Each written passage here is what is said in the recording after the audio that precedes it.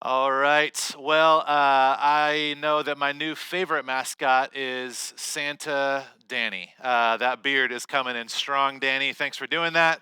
No, my quarantine nickname, the last thing that I ate mixed with my high school mascot would be the barbecue lions. So keeping it fresh. For those of you wondering, no. I did not have barbecue for breakfast. I just haven't had breakfast, so there's that.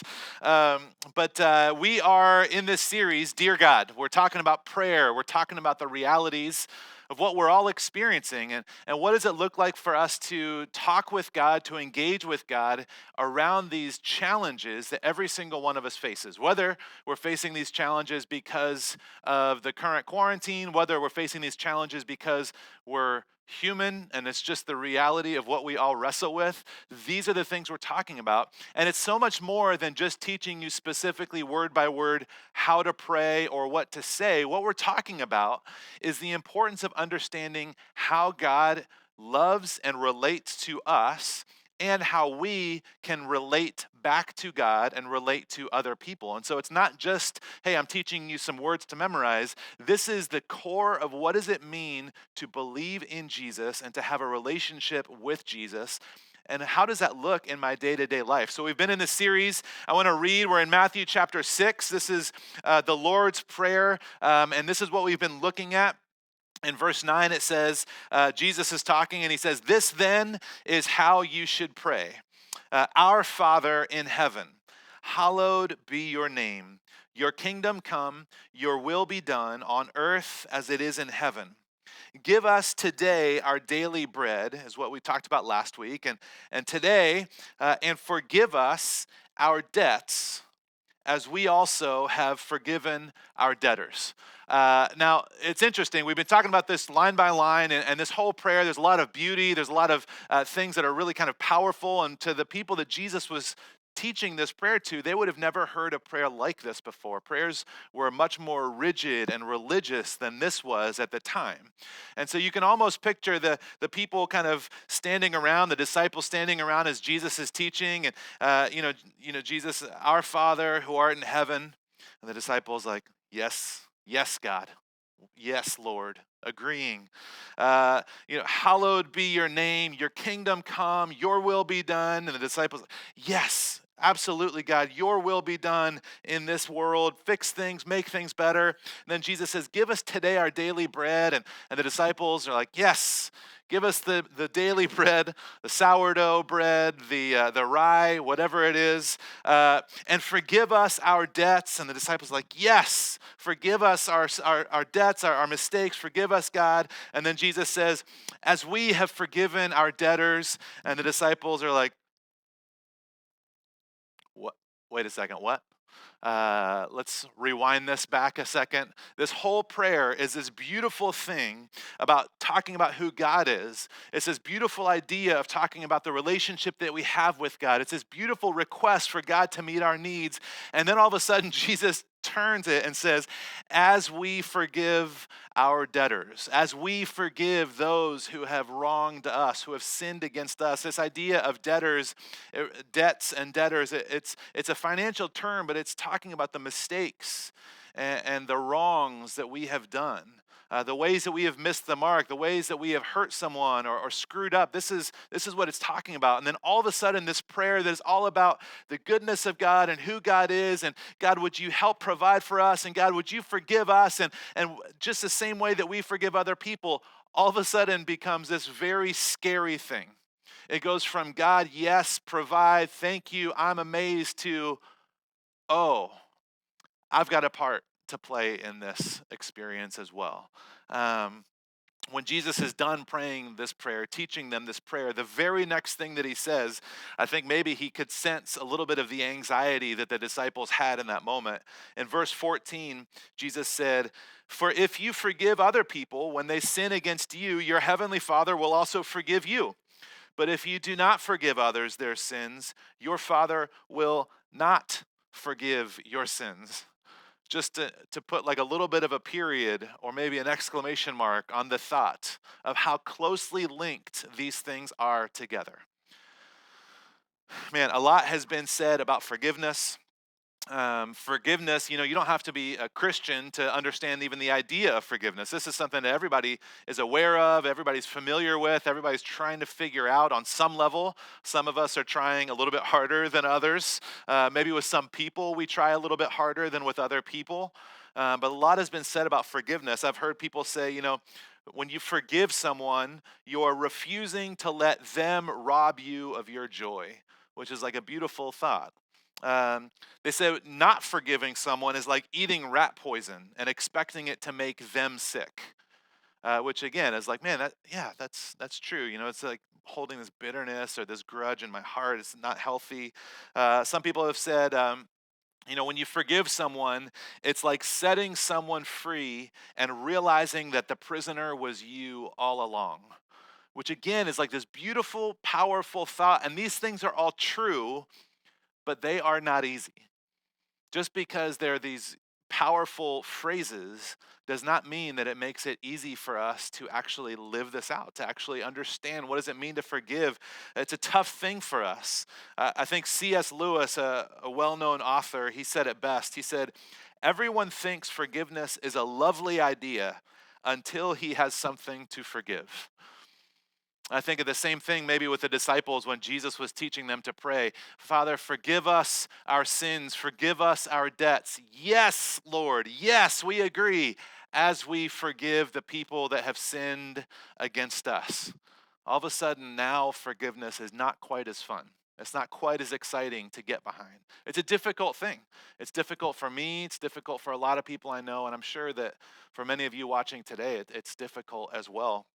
There's a few things I want to talk through on forgiveness before we kind of jump into the ending of this message. And the idea of forgiveness, it's massive. Honestly, we could probably do like a 7 or 8 week series just on forgiveness, but I don't think anybody would still be coming to church by the end of it because it's not an easy thing.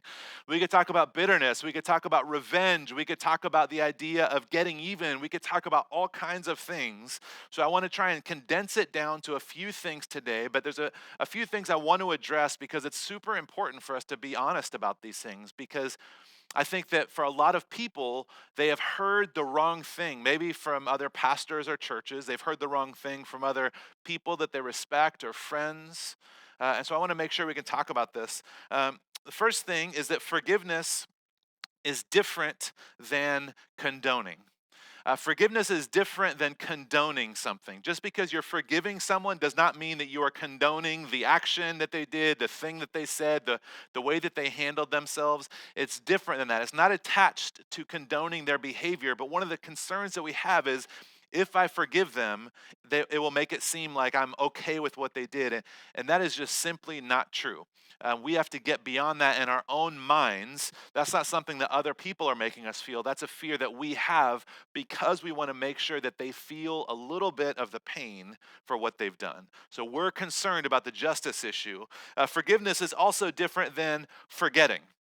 I know a lot of people talk about this idea that, when you forgive someone, you should be able to forget it. You should be able to never have it in your mind anymore.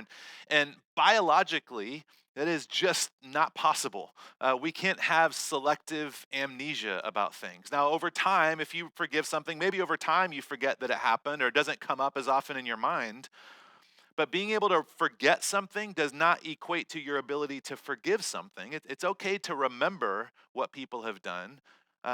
In fact, part of forgiving something is making a choice in the face of what somebody has done, making a choice to forgive them. And so there's a piece of really having to remember what they've done so that we can actually forgive them. Forgiveness is different than justice and consequences. A lot of people, again, one of the big hesitations that people have with forgiveness is that they are worried that the other person will not get the consequences for what they did. They won't receive the justice for what they did. And forgiveness is not attached to these things. There's natural consequences that may happen. There are relational consequences that may happen, but forgiveness is separate from these. We're going to talk about these a little bit more. The last thing is that forgiveness is different than reconciliation. Reconciliation is kind of a big word. We don't use it a lot, but Jesus actually says that we are supposed to be ministers of reconciliation, which means one of our primary things that we're supposed to do is try to heal a relationship, bring things back together. This is what Jesus did for us. He brought us back into a relationship, and ultimately what we're invited to do is to help bring people back into a relationship, whether it's with us, with each other, with creation, with God. There's this idea of reconciling a relationship. But forgiveness does not always mean that a relationship can be reconciled. You can forgive someone and still get a restraining order on them. I know it's a hard right turn, but I want to be clear because there's a lot of people that have used this idea of forgiveness in a very abusive way, and it's caused a lot of damage. Forgiving someone does not mean allowing them to continue hurting you. Forgiving someone does not mean staying in an abusive relationship. Forgiving someone does not mean giving them free rein to hurt you, to hurt the people that are closest to you. That's not what forgiveness is. Forgiveness is not the same as reconciling or keeping in relationship with a person. All throughout the scriptures, we are commanded to love others. We are commanded to be kind to others. We are commanded to forgive others. But it never tells us that we have to be friends with everyone. That is not a command that we have. It never tells us that we have to be in relationship with everyone and let everyone into the closest parts of our heart and our family and our lives. So there's this important thing for us to realize that forgiveness does not equal a healed or an ongoing relationship. There's a couple other things I just want to say quickly. Forgiveness is always personal. It always starts out with me. Um, I can forgive someone without actually having a conversation with them. There's a large part of forgiveness that has to do with me, and that is one of the most important things that we can begin to hold on to, because for many of us, I've experienced this, and many of you have experienced this, is that, man, I don't know if they actually are sorry for what they've done. I don't even know if they know what they've done. I don't know if they know how they've hurt me. I don't know if they know what they've put me through. They for sure, if I told them what they did, they wouldn't agree with it. They wouldn't agree that it should have hurt me. They wouldn't be repentant or apologetic in any sort of way. And so forgiveness always, always, always starts off as a personal thing for me, between me and God. The last thing is that forgiveness is a process. It is for sure not like a light switch where you just flip it and they are forgiven and it is done. You've moved past it. One person said it this way. They said forgiveness is more like farming than it is architecture. In architecture, you come up with a plan and you build the building, and it's hard work and all that. I'm sure I've never done any of that, to be clear. But you get to a point where it's done. The building is built. The plan has been realized. With farming, there is this ongoing process of season after season after season, and sometimes there's a lot of rain, and sometimes there's a little bit of rain. And with forgiveness, the reality is that sometimes there is no ending point where you get to look back and look at this, building. You get to look back and look at this forgiveness that happened. For many of us, for myself included, there is a journey, a process of forgiving people, and sometimes it comes up over and over again. You'll live your life, you'll feel like you're past it, and then something happens, and all of a sudden you're starting to feel that pain, you're starting to feel that wound again in a way that you haven't before. I know for me, in my own life, there's a few relationships that have been incredibly painful, some family relationships and family dynamics. And honestly, it has been an ongoing forgiveness process for me for about 21 years. So it is not something that I have figured out how to do successfully all the time. It is an ongoing process. And there was times in my life where I got to a really good spot.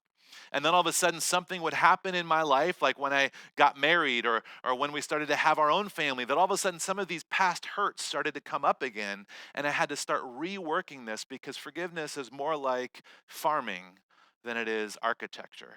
It's a process of on and on. When we forgive, we are extending to other people the thing that we want most for ourselves. We're offering other people the thing that we want most for ourselves. And that's a difficult thing to understand, and it's a difficult thing to come to grips with. And for the next 10 minutes or so that we have left, this is what I want to be able to explore a little bit with us. I want to try and hone in on this idea. There's kind of two pictures of forgiveness, two ways of looking at forgiveness that I want to talk about today. The first one is a little bit goofy and silly, but you're going to have to just bear with me. The first way that we can kind of understand forgiveness is by thinking of a snorkel. Now, if I were a betting man, I would assume that not a single one of you thought that I was going to bring up a snorkel today. Actually, I tried to find a snorkel for today, and I wasn't able to, but I don't know if I could really preach with a snorkel in my mouth anyways. But I want to talk about this idea of a snorkel, and we all kind of understand what a snorkel is. Maybe you've been snorkeling in, Hawaii or different vacations or things like that, maybe even locally. But a snorkel, if we were to ask, almost everybody would say a snorkel is what allows me to breathe in when I'm underwater. And that is true, but it's really kind of half true. A snorkel does allow you to breathe in, but breathing in is only half of what your body needs. Breathing out is the other half. There's this process of pulling air into your lungs and then also breathing out the unnecessary parts of that. It is a in and an out. And so we talk about forgiveness and this idea of understanding of a snorkel. Jesus says in this prayer and after the prayer, he says, if you don't forgive others, then God won't forgive you. Now, some people turn this into a transaction of if I don't, then God won't. And I'm not sure that that fully encompasses kind of what Jesus is trying to say here. God's grace and God's forgiveness are offered freely to everyone.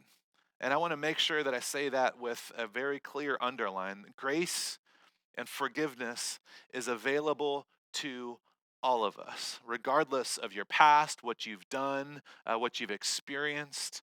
That is the way that God stands and looks at you. If you refuse to do your part in forgiving others, then we are cutting ourselves off from experiencing fully the forgiveness that God has for us. It is like we are breathing in and we are unable to breathe back out the snorkel. We are taking in forgiveness and we are unable to offer it to other people in our lives. And so ultimately, it will begin to suffocate us. Not because we weren't able to receive it, but because somehow we stopped the flow and we were unable to give it, to offer it, to extend it to other people. Things cannot be right between me and God if they are wrong between me and someone else. And throughout Jesus' teaching, and even later in some of the other New Testament letters and writings, we get this picture that we are a part of a massive flow, kind of this massive river, this massive flow of a process. And this is the second way I want to kind of look at the idea of forgiveness. The first way is through a snorkel. We breathe in forgiveness from God. We experience the forgiveness that God offers us.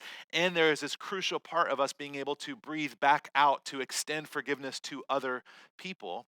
And the second way is through this idea of this massive river or this massive flow. A number of years ago, I got to go to Texas with some other pastors, and we were on this retreat. And one of the days, and some of them were from that area, and in Texas, there's a thing that people like to do because it's hot and there is nothing else to do in Texas.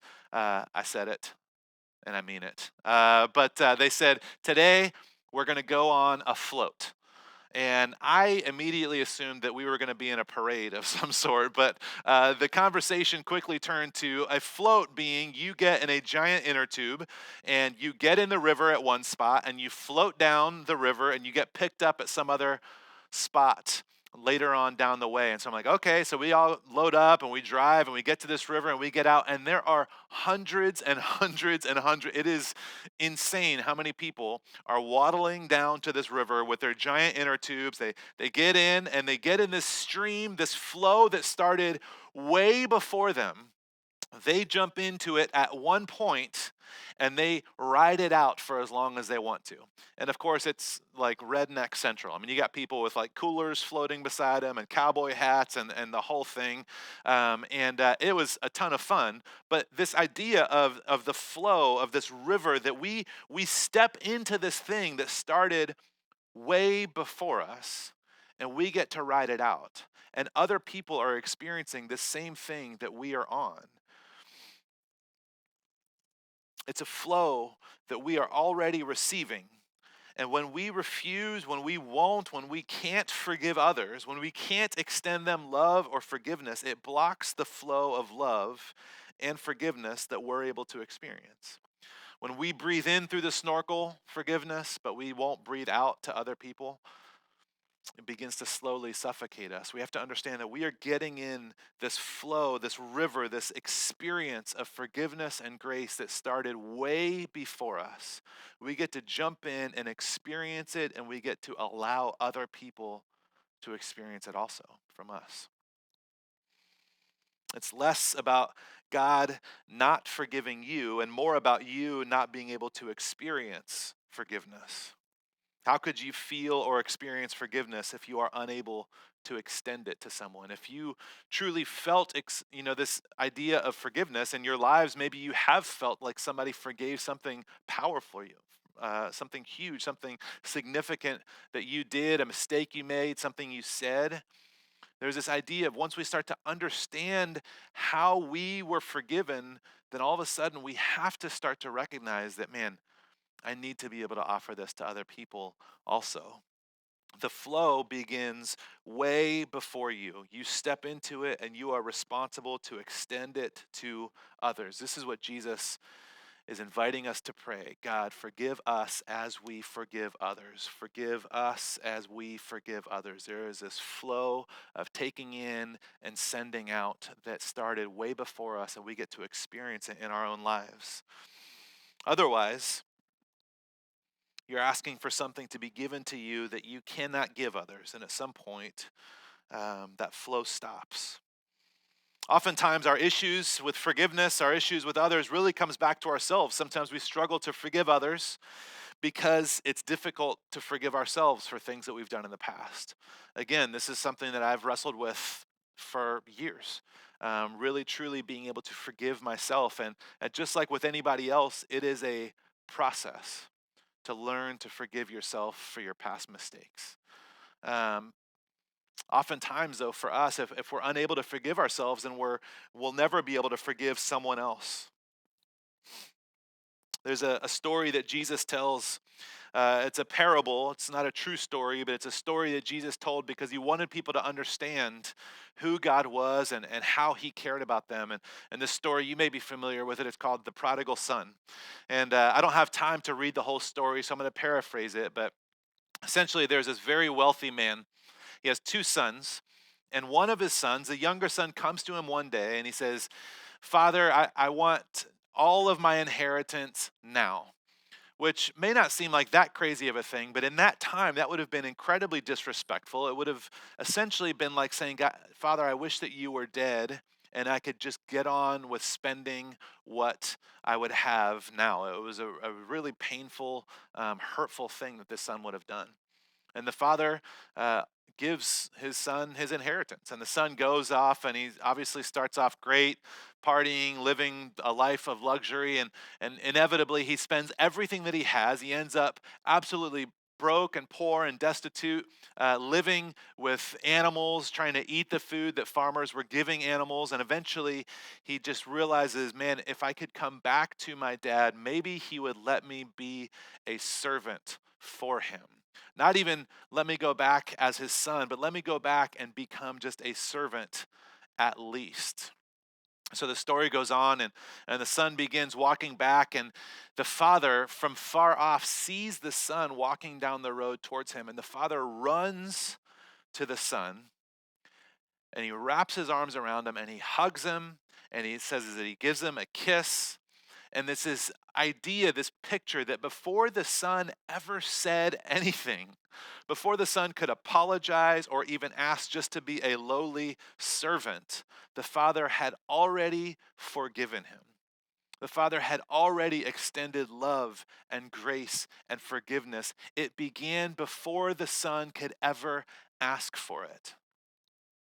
God's love and grace and forgiveness are yours before you even have a chance to ask for it. This flow of forgiveness started way before you, and you are stepping into it once you realize you need it. It has so little to do with you and so much to do with who God is.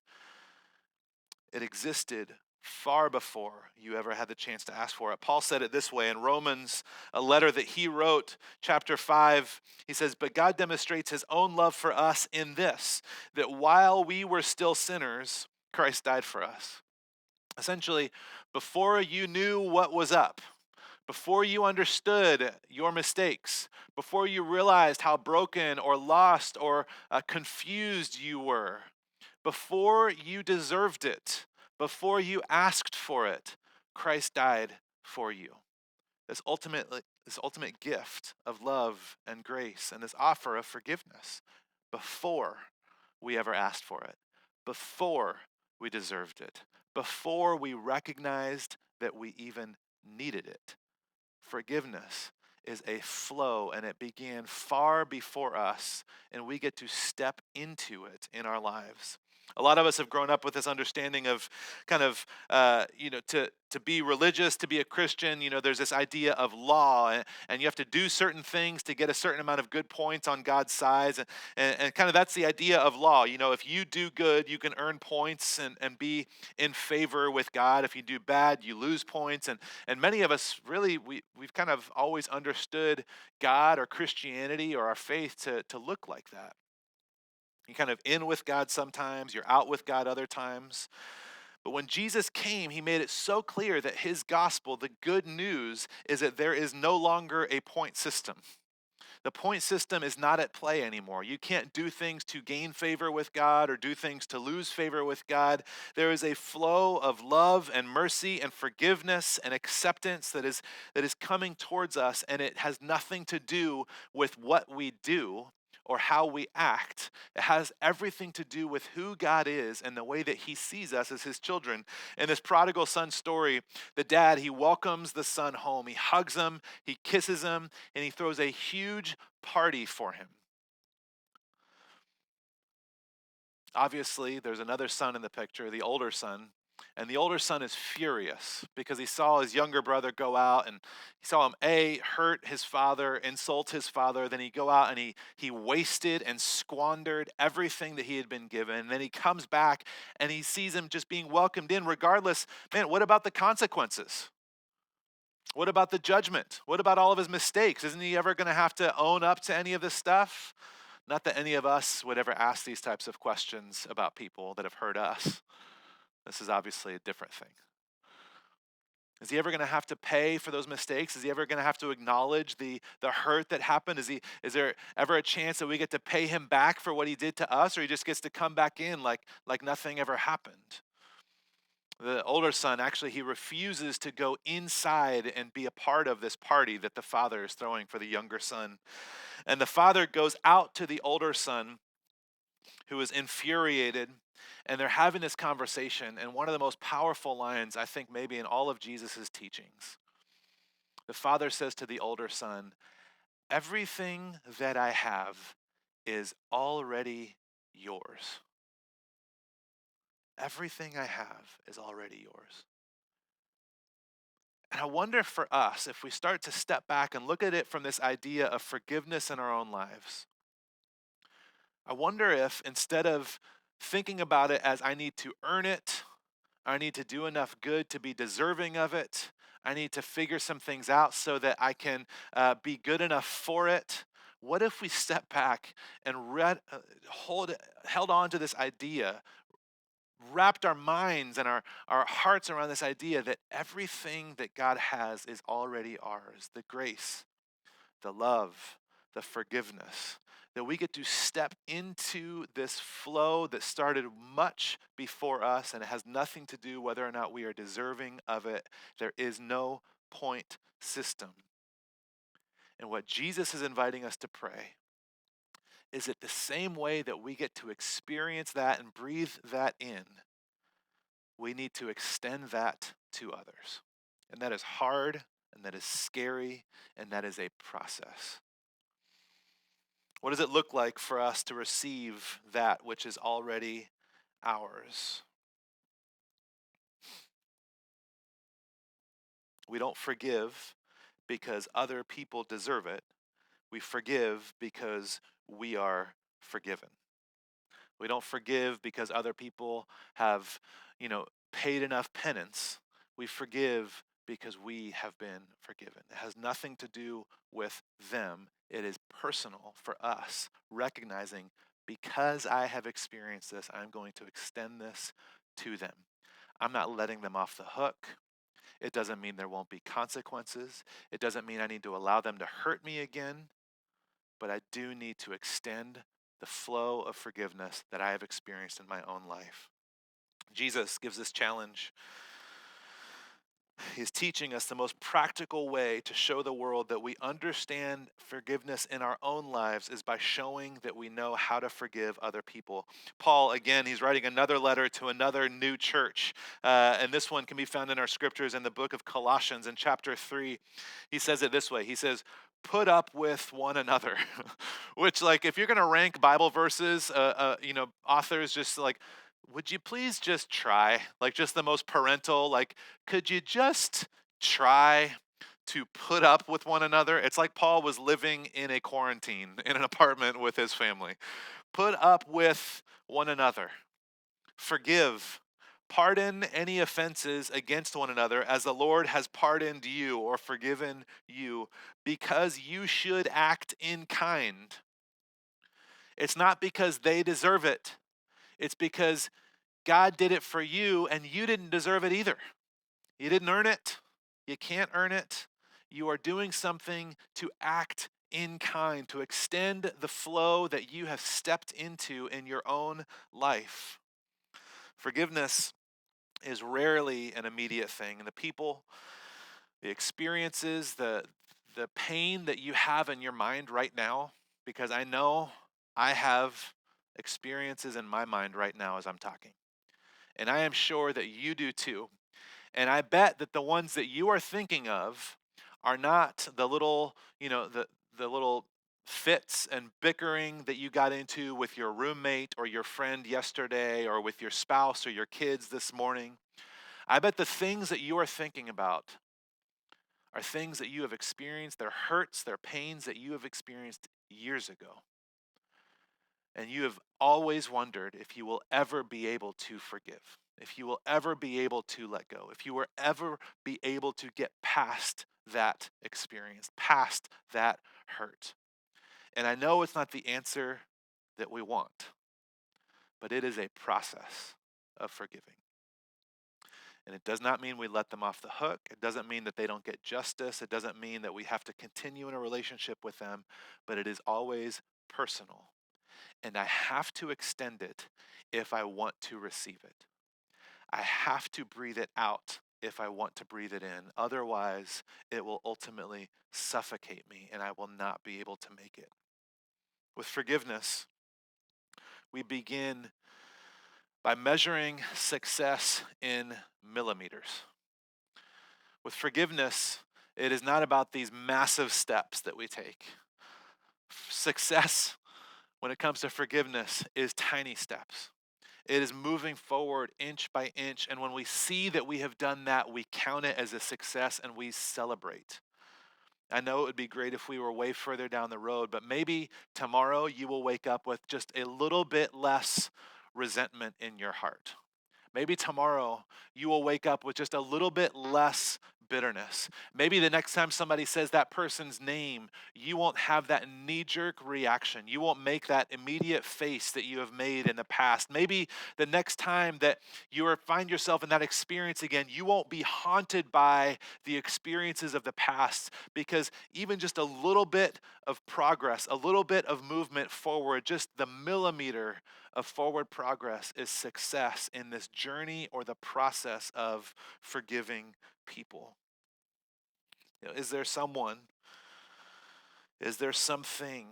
that we need to do this with. Imagine what it would be like to not carry this around. Imagine what it would be like to allow this flow of forgiveness to come not only in our own lives, but also then to move out towards others. There's a pastor that said it this way, and I think it's really powerful. He said, "In the shadow of my hurt, forgiveness feels like a decision to reward my enemy. But in the shadow of the cross, forgiveness is merely a gift from one undeserving person to another." I want to read that again because I think it's a really important point for us. In the shadow of my hurt, forgiveness feels like a decision to reward my enemy because they did something to us, they caused a pain for us, and if I forgive them, somehow it's rewarding them, it's letting them off the hook, it's letting them get away with something they never owned, they're not taking responsibility for. It can be a painful thing.